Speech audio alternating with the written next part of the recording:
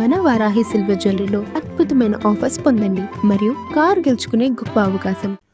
పినరై విజయన్ మూడోసారి హ్యాట్రిక్ కొడతారా లేకపోతే తన జాతీయ స్నేహితుడైన కాంగ్రెస్ పార్టీకి అధికారాన్ని వదిలేస్తాడా?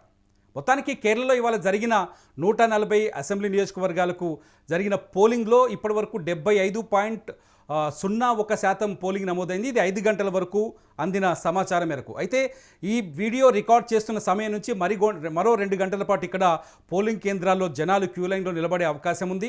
మరో 2 గంటల పాటు పోలింగ్ కొనసాగే అవకాశం ఉంది. కాబట్టి ఫైనల్ పోలింగ్ పర్సంటేజ్ వచ్చేసరికి కొంత రిజల్ట్ డిఫరెంట్గా కనిపించే అవకాశం కనిపిస్తుంది. 2021లో కేరళలో నమోదైన పోలింగ్ పర్సంటేజ్ను ఒక్కసారిగా చూస్తే 2021లో కేరళలో 76% పోలింగ్ పర్సంటేజ్ నమోదైంది. అందులో ఎల్డీఎఫ్ కూటమికి 25.38% ఓట్లు దక్కాయి.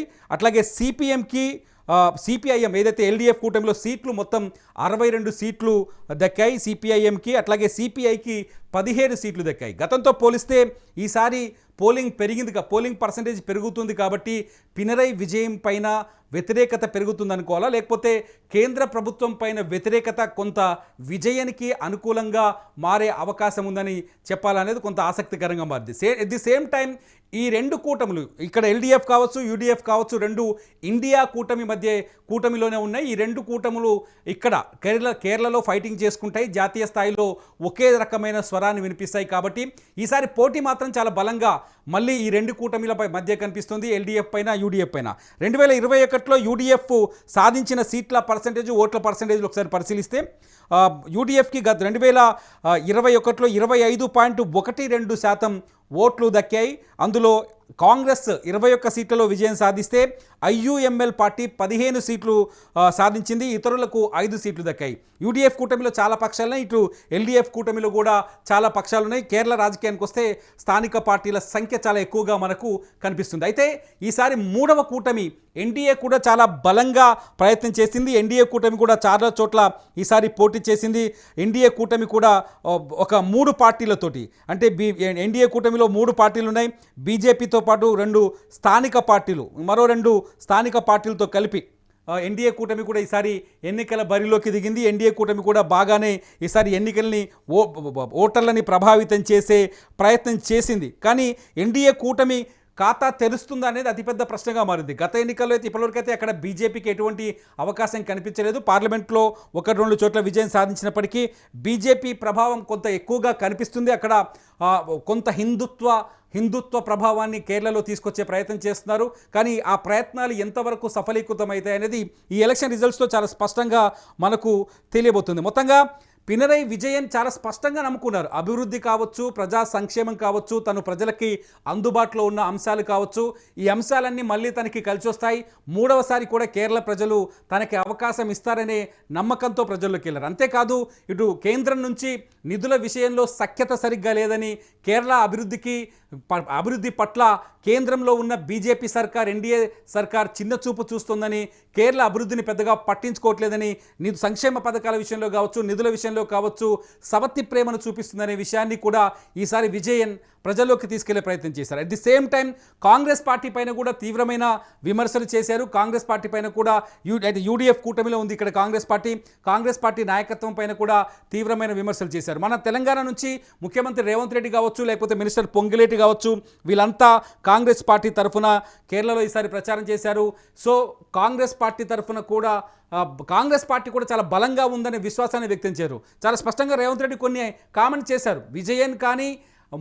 విజయన్ మోదీ ఒక్కటే అక్కడ కేరళలో, ఇద్దరు కలిసే పనిచేస్తున్నారు, అంతర్గతంగా ఇద్దరు కలిసి పనిచేస్తున్నారు, బయటకి కాంగ్రెస్ పార్టీకి వ్యతిరేకంగా ఉన్నారు.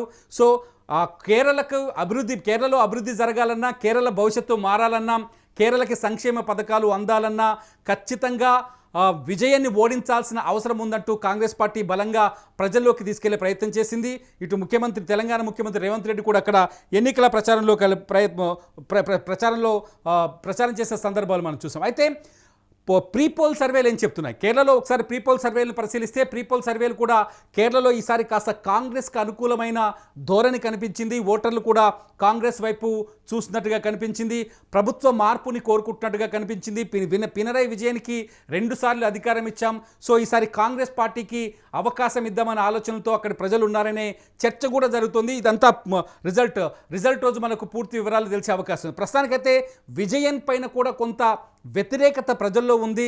విజయానికి 3వ సారి అధికారాన్ని ఇచ్చే ఆలోచన కేరళ ప్రజలకు లేదు అనే చర్చ కూడా ఇక్కడ కొనసాగుతుంది.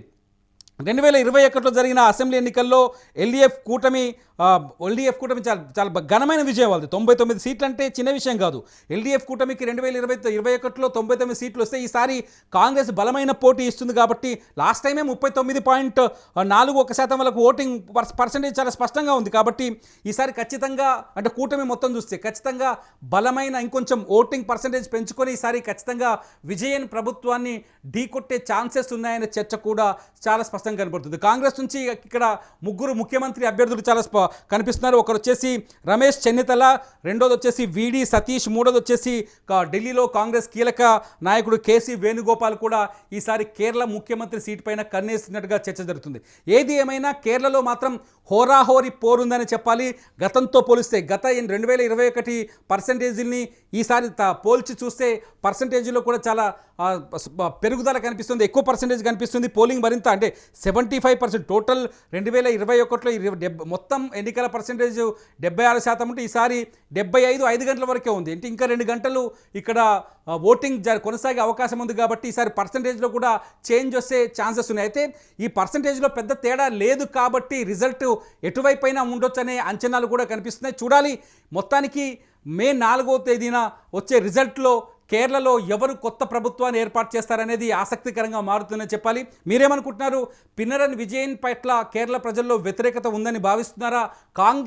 దక్షిణాదిలో కాంగ్రెస్కి మరొకసారి దక్షిణాది ప్రజలు ఇంకో రాష్ట్రంలో అవకాశం ఇచ్చే ఆలోచనతో ఉన్నట్టుగా మీరు భావిస్తున్నారు? మొత్తానికి కేరళ రిజల్ట్ ఎలా ఉండబోతుంది అనే అంశాన్ని, మీ అభిప్రాయాల్ని మీకు అందుబాటులో ఉన్న అప్డేట్స్ ప్రకారం ఈ వీడియో కింద కామెంట్ చేయండి. అప్డేట్స్ కోసం చూస్తూనే ఉండండి. It's UTV. నా పేరు తిరుమల.